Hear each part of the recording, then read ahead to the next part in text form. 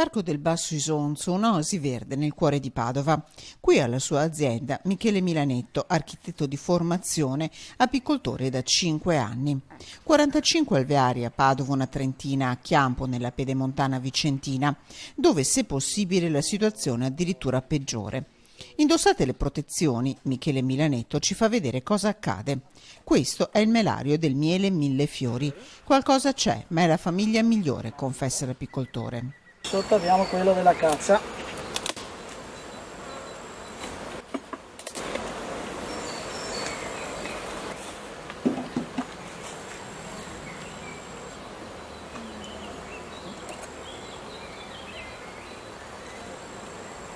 Ed è vuoto, c'è pochissimo miele.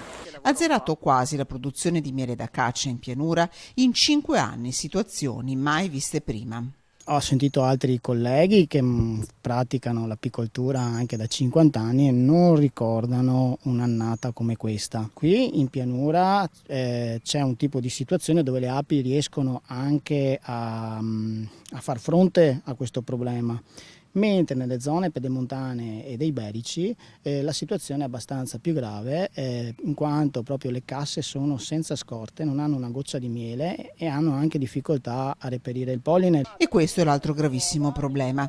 Il polline serve anche a far crescere le nuove api che in alcuni casi sono state nutrite, come accade d'inverno, con lo zucchero, un danno ingente. Se si dovesse fermare qui la produzione, dovessimo chiudere adesso tutta la situazione, un 80% sicuro. E andando avanti lei che cosa spera di salvare? Beh, innanzitutto spero di salvare le api, poi si spera nelle fioriture della zona in montagna e nel tiglio. Qui in pianura si sta aspettando il tiglio. Timori per il freddo anomalo e le piogge, timori anche per il paventato aumento delle temperature che creerebbe grossi disagi alle api. Serve una temperatura mite e il sole per permettere alle api di uscire a raccogliere polline e nettare, bottinare in termine tecnico, altrimenti anche le produzioni di miele di tiglio e castagno saranno a rischio.